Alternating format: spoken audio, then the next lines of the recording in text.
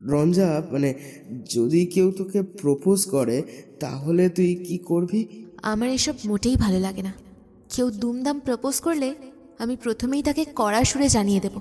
আমি এসব একদম পছন্দ করি না।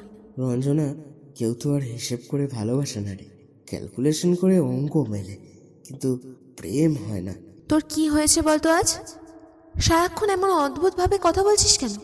আমি তোকে ভালোবাসি রে রঞ্জনা, খুব ভালোবাসি। আপাতত এসব নিয়ে বেশি কথা বলতে চাইছি না, আমার কোনো রকম ইন্টারেস্ট নেই।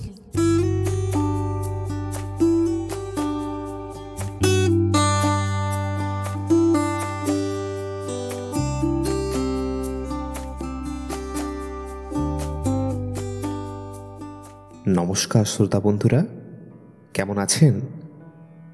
গল্প কল্পদ্রুম চ্যানেলে আরও একটা নতুন গল্পে আপনাদেরকে জানাই স্বাগত। এতদিনে নিশ্চয়ই আমাদের চ্যানেলে ভিন্ন ভিন্ন স্বাদের অনেক গল্প শুনেছেন। আমরাও সেই গল্প শোনাতে পেরে আপনাদেরকে ভীষণ আনন্দিত। গল্পগুলো আপনারা আপনাদের পরিচিত বন্ধুবান্ধবদের মধ্যে শেয়ার করছেন তো? হ্যাঁ, আশা করি অবশ্যই করছেন। আর হ্যাঁ, সাবস্ক্রাইব করতে কিন্তু ভুলবেন না, একদম বিনামূল্যে। কিন্তু ভালো সুন্দর অনুগল্প শোনার জন্য সাবস্ক্রাইব করাটা কিন্তু মাস্ট। আর পারলে ইচ্ছে হলে বেল আইকনটাকেও একবার প্রেস করেই দেবেন, ঠিক আছে? তাহলে আসুন আজকের নতুন গল্পে আসা যাক।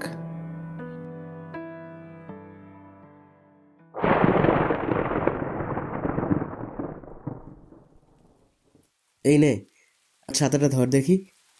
তোর বাড়ির পথ এতটা দূরে, আমি তো এই সামনেটাই যাব।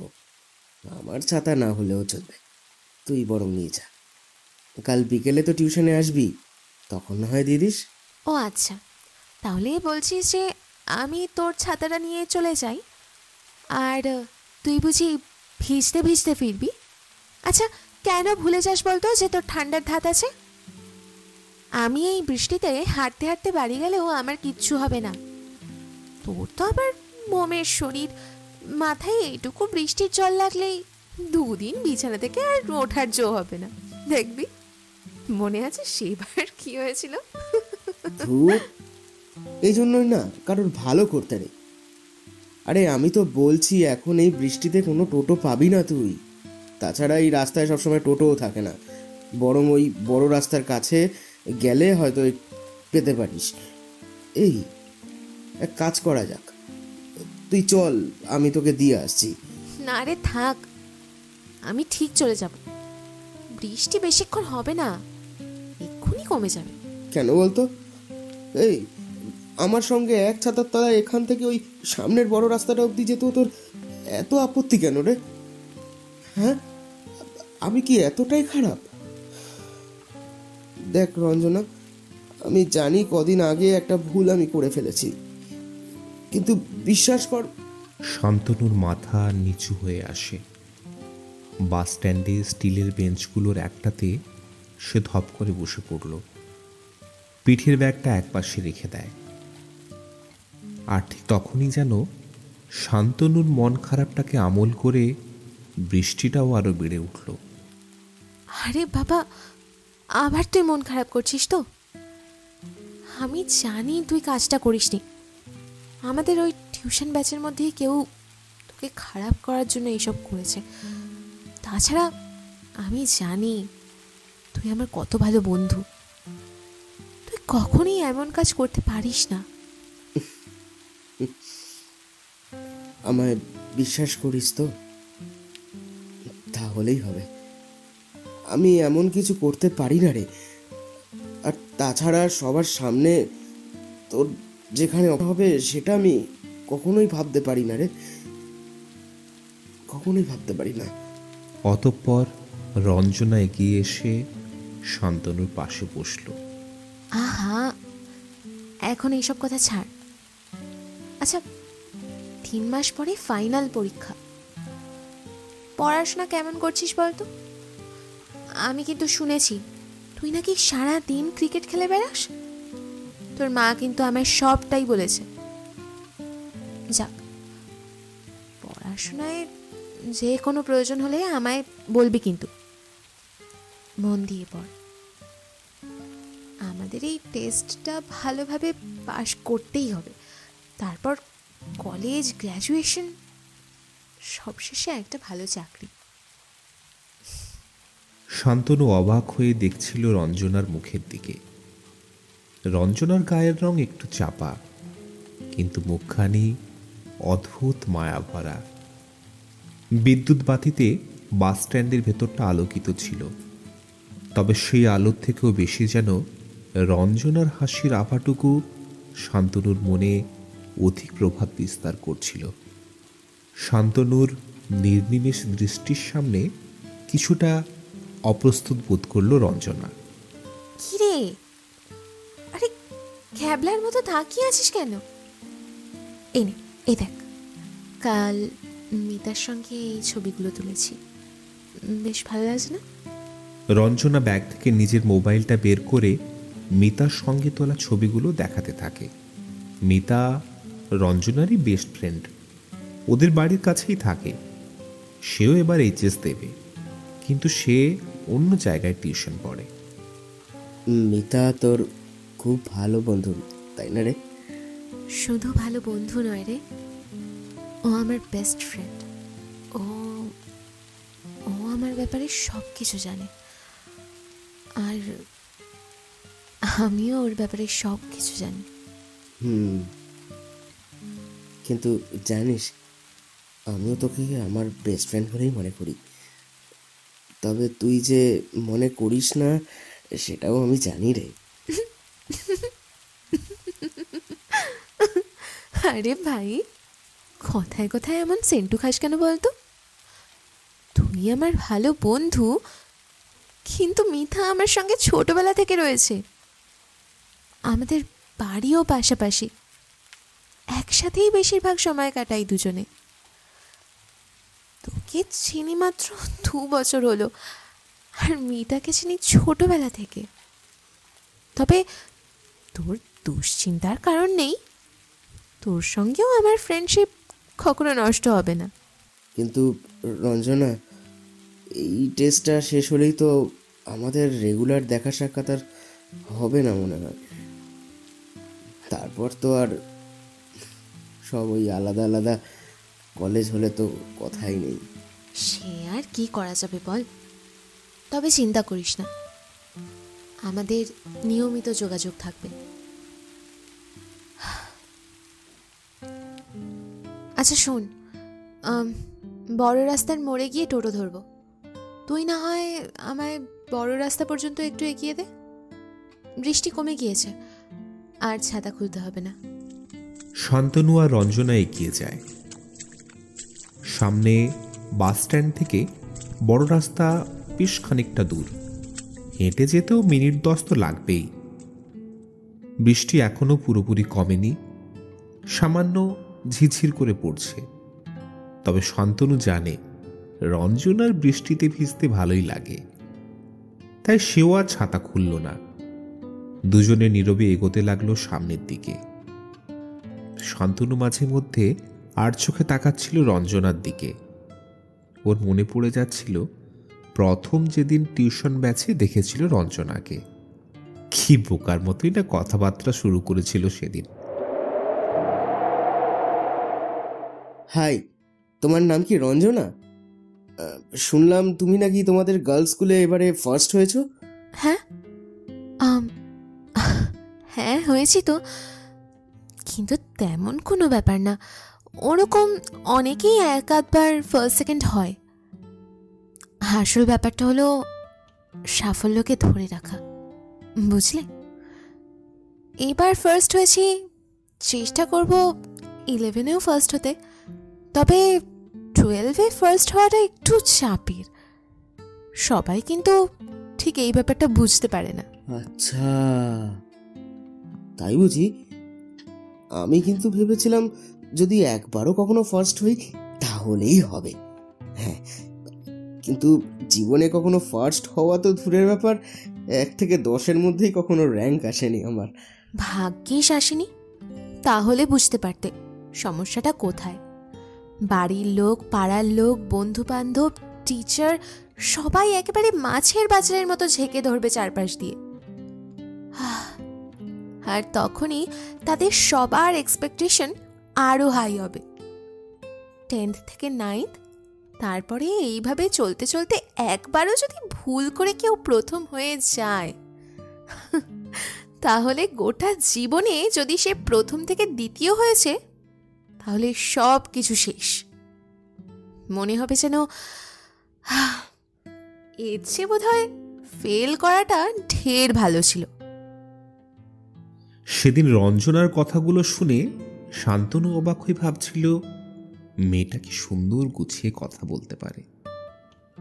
রঞ্জনা হাসতে হাসতে মজার ছলে শান্তনুর কাঁধে ছোট্ট ধাক্কা দিয়েছিল। সেই প্রথমবার কোনো মেয়ের হাসিও ভারী সুন্দর লেগেছিল শান্তনুর। সেদিন সারা রাত সে দু চোখের পাতা এক করতে পারেনি।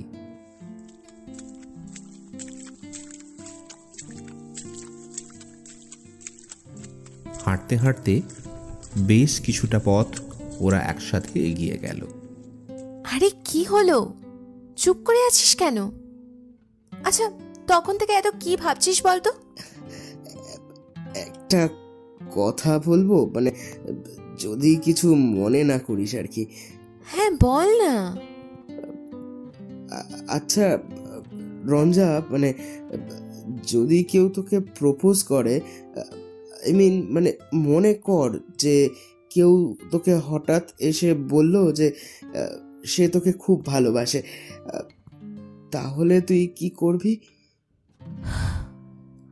আমার এসব মোটেই ভালো লাগে না। কেউ দুমদাম প্রপোজ করলে আমি প্রথমেই তাকে কড়া সুরে জানিয়ে দেব যে দেখ ভাই, তুই আমার দাদা কিংবা ভাইয়ের মতো, আমি এসব একদম পছন্দ করি না। এখন কেবলমাত্র ক্যারিয়ারে ফোকাস করতে চাই। স্কুল কলেজের পাঠ চুকলে একটা ভালো চাকরি। জানিস তো আজকাল চাকরির অবস্থা কেমন? খড়ের গাদায় সুচ খোঁজা আর ভালো চাকরির সন্ধান করা দুটো একই ব্যাপার। তাছাড়া আমার বাবা অত টাকা নেই। 10-12 লাখ টাকা ঘুষ দিয়ে আমি এখন একটা চাকরি কিনতে পারবো না। না মানে সেসব তো ঠিকই আছে, কিন্তু ধর যদি কেউ সত্যি সত্যি তোকে খুব ভালোবাসে, তোকে নিয়ে স্বপ্ন দেখে, আই মিন তোর সঙ্গে একসাথে পথ চলার স্বপ্ন দেখে, তখন? রঞ্জনা কোনো উত্তর না দিয়ে কেবল স্থির দৃষ্টিতে তাকায় শান্তনুর দিকে। শান্তনু রঞ্জনার চেয়ে বেশ খানিকটা লম্বা, তাই তার দিকে তাকানোর সময় রঞ্জনাকে মাথা তুলতে হয়। শান্তনু ততক্ষণে পুনরায় সামনের দিকে তাকিয়ে বলতে শুরু করেছে, রঞ্জনা, কেউ তো আর হিসেব করে ভালোবাসে না রে, ক্যালকুলেশন করে অঙ্ক মেলে, কিন্তু প্রেম হয় না। আসলে জানিস তো, ভালোবাসা, প্রেম, এই সমস্তটা না একটা ঘূর্ণিঝড়ের মতো, কখন যে আসে কেউ জানে না, কিন্তু যখন হয়ে যায় তখন ঘূর্ণিঝড়ের মতো সবকিছু কেমন এলোমেলো করে দেয় সে। বাবারে বাবা, আজকাল পড়াশুনো খেলাধুলা বাদ দিয়ে দিনরাত প্রেমের গল্প কবিতা পড়ছিস নাকি রে তুই? শোন, ওসব বোকা বোকা ব্যাপার করে লাভ নেই। প্রেমের কবিতা লেখা কবিগুলো নিজেরাও একটা পাগল, আর যারা তাদের কবিতা পড়ে তারাও পাগল। এইসব পড়ে পড়েই তো দুনিয়ার লোকজন আজকাল এমন ধারা রোমান্টিক হয়েছে। সংসারে আসল কাজকর্ম, পড়াশোনা ছেড়ে দিয়ে রাত দিন প্রেম প্রেম ভাবে হাবুডুবু খাওয়া স্রেফ বেকার জিনিস। আমি কিন্তু এটা মানতে পারলাম না রে রঞ্জনা। ভালোবাসা বেকার নয়, প্রেমের কবিতা লেখা কবিরাও না পাগল হয় না রে, তারা শুধু ভালোবাসতে জানে। তারা ভালোবাসাকে ছাপার অক্ষরে ছড়িয়ে দিয়ে সবার মধ্যে সেই ভালোবাসাটাকে জিইয়ে রাখতে জানে। যেটুকু তাদের মনের ভেতরে থাকে সেটুকু তারা সবার কাছে পৌঁছিয়ে দিতে জানে। তেমন ভাবেই তারা কবিতা লেখে।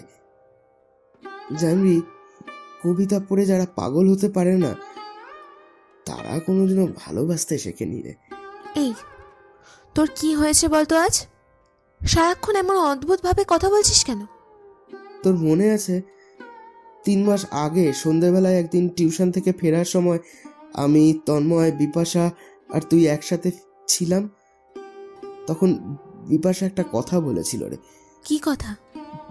বিপাশা বলেছিল একজন মানুষ প্রেমের জন্য অনেক কিছুই করতে পারে, কিন্তু উল্টো দিকের মানুষটাও সঠিক হওয়া প্রয়োজন। তাহলে দুঃখ হলেও খারাপ লাগে না, কষ্ট হলেও আঘাত লাগে না অত, আর আঘাত পেলেও রক্ত কিংবা জল কোনোটাই বেরিয়ে আসে না। কথাটা কিন্তু মিথ্যে নয় রে।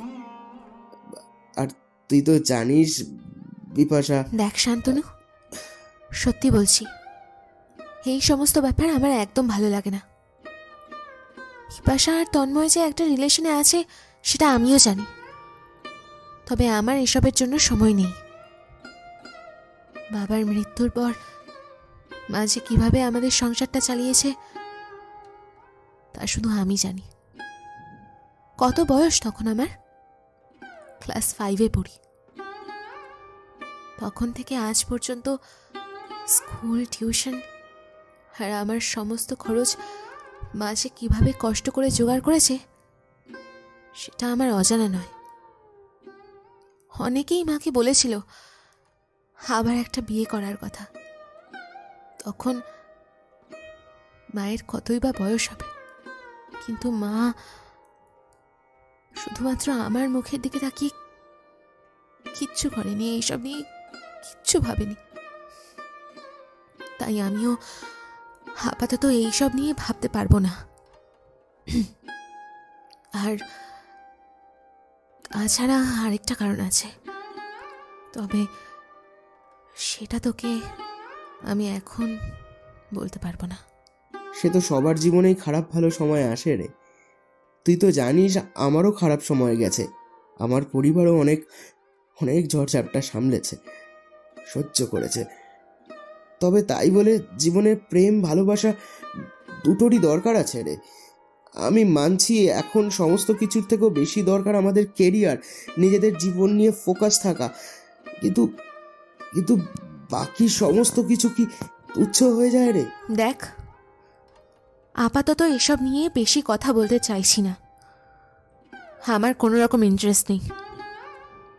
আমি প্রথমে পড়াশোনা শেষ করব, তারপর চাকরি, এরপর যা হবে দেখা যাবে। আমি তোকে ভালোবাসি রে রঞ্জনা, আমি তোকে ঠিক ততটাই ভালোবাসি যতটা ভালোবাসলে আর কাউকে ভালোবাসার মতো কিচ্ছু অবশিষ্ট থাকে না রে। যতটা ভালোবাসলে উল্টো দিকের মানুষটা ঠিক ভুল খারাপ কোনো কিছুরই হিসেব মাথায় আসে না, ঠিক ততটাই আমি তোকে ভালোবাসি, খুব ভালোবাসি। রঞ্জনা হঠাৎ ঘুরে দাঁড়ায় শান্তনুর দিকে। ওর জামার কলারটা দুহাতে চেপে ধরে কিছু একটা বলতে যায়। তীর তীর করে কাঁপছে ঠোঁট জোড়া, মুখটাও কেমন লাল হয়ে এসেছে। স্থির চোখে তাকিয়ে রয়েছে শান্তনুর দিকে। শান্তনুর চোখও রঞ্জনার চোখের দিকে। ঝিরঝির করে পড়া বৃষ্টিটা আবার মুষলধারে নামল। এই বৃষ্টিতে দুজনেই নিশ্চল দাঁড়িয়ে ভিজছে, কেউ কোনো কথা বলছে না। অনেকদিন ধরেই তোকে কথাগুলো বলবো ভেবেছিলাম রে, তবে আর কয়েকটা ক্লাসের পর তো আমাদের সব টিউশনই বন্ধ হয়ে যাবে। প্রয়োজন না হলে কেউই আর আসবে না, আর আমি জানি তুইও আর আসবি না। সত্যি বলতে আমি তোকে কিন্তু খুব ভালোবাসি রে, তবে তুই ভাবার জন্য সময় নিতেই পারিস। তেমন হলে তোর বেস্ট ফ্রেন্ড মিতার সঙ্গেও কথা বলতে পারিস এ ব্যাপারে। তার মানে তুই আগের দিন যে চিঠিটা লিখেছিলি সেটা ভুল করে আমার কাছে চলে আসেনি, তাই তো? আর তারপর থেকে সব মিথ্যে কথা বলে এসেছিস। না রে, সবটাই সত্যি কথা, তবে ওটা আমার ভুল নয় রে। আমি তোকে সত্যিই ভালোবাসি, সেই প্রথম দিন থেকেই তোকে পছন্দ করতাম, কিন্তু বুঝতে পারতাম আমি তোর যোগ্য নই। তুই তুই আমার থেকে অনেক ওপরে রে। তাই 2 বছর চুপচাপ অপেক্ষা করেছি, কিন্তু এখন মনে হলো আর অপেক্ষা করলে হয়তো অনেকটা দেরি হয়ে যাবে। তাই আজ তোকে আবারও বলছি, আমি তোকে খুবই ভালোবাসি রে রঞ্জনা। তবে হ্যাঁ রে, তোর আমাকে ভালো না বাসলেও চলবে। আমি ভালোবাসি বলে যে তোকেও ভালোবাসা দিতে হবে, আমাকে ভালোবাসতে হবে, এমন মাথার দিব্যি তোকে কেউ দেয়নি, আমিও না। আর হ্যাঁ রে, প্রেমের কবিতা লেখা কবিরা না কেন পাগল হয় জানিস? রঞ্জনার হাতে থাকা শান্তনুর কলার ক্রমশ আলগা হয়ে এলো। শান্তনুকে ছেড়ে রাস্তার একপাশে সরে দাঁড়ায় সে। রাস্তাটা ছোট, দুজন দুপাশে দেওয়ালের গায়ে হেলান দিয়ে বৃষ্টিতে ভিজছে। যারা প্রেমের কবিতা লেখে তাদের মনের ভেতরে যে দুঃখগুলো ভরা থাকে কাউকে বলতে পারে না রে, কাউকে দেখাতেও পারে না, এমনকি গান গেয়েও প্রকাশ করতে পারে না, তাই কবিতা লেখে। সেই কবিতা পড়ে যারা পাগল হয় তারা ওই কবিদের মনের দুঃখগুলো ঠিক বুঝতে পারে জানিস, বুঝতে পারে কবিতার কোন ছন্দে, কোন শব্দে, কোন লাইনে ঠিক কোথায় কতটা নীল দুঃখ মিশে আছে। আমার কবিতার পাতা যদি তোকে কখনো দেখাই তাহলে বুঝতে পারবি সেই প্রথম দিনের পর থেকে প্রত্যেকটা রাত আমার কিভাবে কেটেছে। আর হ্যাঁ, দুঃখ ছাড়া কেউ কখনো প্রকৃত কবিতা লিখতে পারে না রে। রঞ্জনা চুপ করে দাঁড়িয়ে ভিজছিল। অনেকদিন থেকে সে শান্তনু ব্যাপারটা আন্দাজ করতে পেরেছিল। মেয়েরা এমন অনেক কিছুই আগে থেকে বুঝতে পারে, কিন্তু শান্তনু রঞ্জনার ভালো বন্ধু, তাকে সে হারাতে চায় না, তাই এই নিয়ে কথা বাড়াতে চায়নি। শান্তনুর জানা নেই রঞ্জনা আর 5টা সাধারণ মেয়েদের মতো নয়। রঞ্জনা ছেলেদের প্রতি কোনো আকর্ষণ অনুভব করে না, বরং তার আকর্ষণ মেয়েদের প্রতি। ছোট থেকে একসাথে বড় হওয়া মিতার প্রতি রঞ্জনার যেমন আকর্ষণ আছে, তেমন মিতারও আকর্ষণ রঞ্জনার প্রতি। ওরা দুজনেই সমকামী। রঞ্জনার মনে হলো সে চিৎকার করে বলে, শান্তনু, তুই আমার খুব ভালো বন্ধু, আমি তোকে কখনো হারাতে চাই না, কিন্তু এটা সম্ভব নয়। আমি তোকে কখনো ভালোবাসতে পারবো না। আর একজন যে আমার প্রতীক্ষায় রয়েছে। রাস্তা আর বেশি নেই রে, চল হাঁটতে থাকি। এতটা যখন ভিজে গিয়েছি তখন আর একটু ভিজলে কিছু হবে না। কাল বিকেলের লাস্ট টিউশন রঞ্জনা। কাল যদি তুই সময়ের আগে আসিস তাহলে আমি ভাববো আমার প্রশ্নের উত্তর হ্যাঁ, আর যদি তুই দেরি করিস তাহলেও বুঝতে অসুবিধে হবে না যে। তবে চিন্তা নেই রে, উত্তর না হলেও তোকে ইন ফিউচার আর কখনো আমি বিরক্ত করব না, প্রমিস। শান্তনুর কথা ফুরোবার আগে রঞ্জনা হঠাৎ দ্রুত হাঁটতে থাকে সামনের দিকে। একসময় শান্তনুর মনে হয় রঞ্জনা যেন ওকে পেছনে ফেলে একলাই দৌড়াতে শুরু করেছে। বিষণ্ণ চিত্তে সে তাকিয়ে থাকে রঞ্জনা চলে যাওয়া পথের দিকে। বুকের ভেতর কোথায় যেন চিনচিন করে বেদনা অনুভব করে শান্তনু। রঞ্জনা ছুটতে ছুটতে বৃষ্টির মাঝে নিজের চোখের জল আড়াল করে ফেলল। শান্তনুকে সে কখনোই বেছে নিতে পারবে না। মিতা আজ পর্যন্ত সব সময় তার পাশে থেকেছে। তারা দুজনে মিলে অনেক স্বপ্ন দেখেছে। পড়াশোনা শেষ করে দুজনে চাকরি জোগাড় করবে, আর তারপর সমস্ত কথা বাড়িতে জানাবে। যদি বাড়ির লোকেরা রাজি হয় তাহলে ভালো, আর না হলেও তারা ঠিক একটা ব্যবস্থা করে নিতে পারবে। মিতা অপেক্ষা করে আছে রঞ্জনার জন্য, রঞ্জনাও আছে মিতার জন্য। কিন্তু শান্তনুর কি হবে তাহলে? রঞ্জনা বুঝতে পারে না কি করা দরকার। সে কেবলই ছুটতে থাকে বড় রাস্তার মোড়ের দিকে। কাল টিউশনে সে কি করবে? সময়ের আগে আসবে নাকি সময়ের পরে? আমাকে আমাকে ক্ষমা করে দিস শান্তনু। তোর আর আমার স্বপ্ন যে সম্পূর্ণ আলাদা। অনেক অনেক পেছনে একলা বৃষ্টির মাঝে স্থির হয়ে দাঁড়িয়েছিল শান্তনু। আগামীকালের প্রশ্নের উত্তরটা যেন সে ইতিমধ্যেই পেয়ে গিয়েছে। বুকের বাঁ দিকে জমে ওঠা কষ্টটা এবার যেন তীব্রভাবে আলোড়িত হতে শুরু করল। চোখের কোল থেকে বেরিয়ে আসা জলবিন্দু বৃষ্টির সঙ্গে মিলেমিশে ক্রমে একাকার হয়ে যায়। তুমুল বৃষ্টির পরত ধীরে ধীরে চোখের সামনে থেকে রঞ্জনাকে চিরতরে মুছে দিতে থাকে। শান্তনুর নিজের বলা একটা কথাই এখন ওর সম্পূর্ণ চেতনা জুড়ে অনুরণিত হতে থাকলো বারংবার।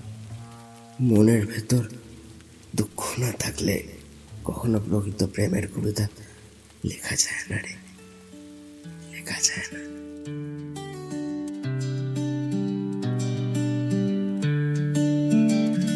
तू जो पास है तो नामुमकिन है आसान, राहें खुशियों की ले आए जाने कहाँ। चंदानी रातों में है बस तेरा जहां, दिल की बातें मैं कहूँ या चुप हूँ यहाँ। तू जो साथ है तो होगा बड़ा आसान, मिलों की दूरी भी लगे पल का अरमां। हर घड़ी तू है मेरी आंखों का इंतजार, तेरे बिना अधूरी सब है ये जीने का सार। एक साथ चलना है हमें, एक ही है मंजिल, सपनों से सजाना है अपना ये साहिल। दिल ने जो वादे किए पूछूं उनसे जरा, तेरे बिन अधूरे हैं एक लम्हे भी हमारे जरा।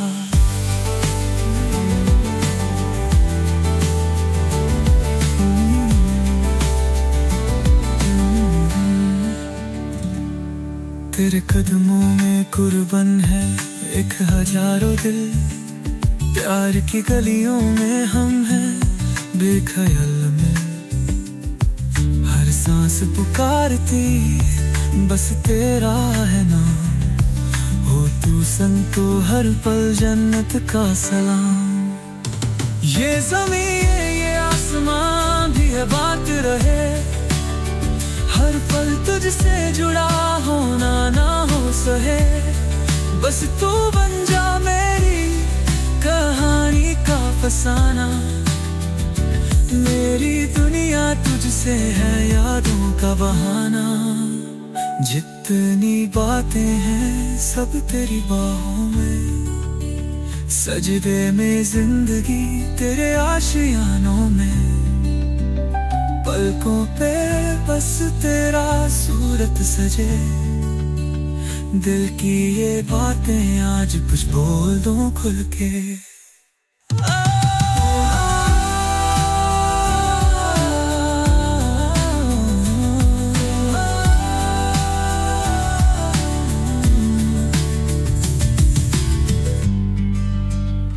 লেখক সুকান্ত দাসের কলমে আজকের কাহিনী একটি বৃষ্টির বিকেল। বিভিন্ন চরিত্রে অভিনয়ে কৌস্তব ও শ্রী, গল্পের সূত্রধার আবহ এবং সামগ্রিক পরিচালনায় আমি সাম্য। নমস্কার শ্রোতা বন্ধুরা, গল্পকল্পদ্রুম চ্যানেলের অনুগল্প ও কবিতাগুলি আপনাদের কেমন লাগছে তা অবশ্যই লাইক ও কমেন্ট করে জানান আমাদের। বিগত 1 বছরে আমাদের চ্যানেলের অন্যান্য উপস্থাপনাগুলি শুনে দেখবার অনুরোধও রইল আপনাদের কাছে।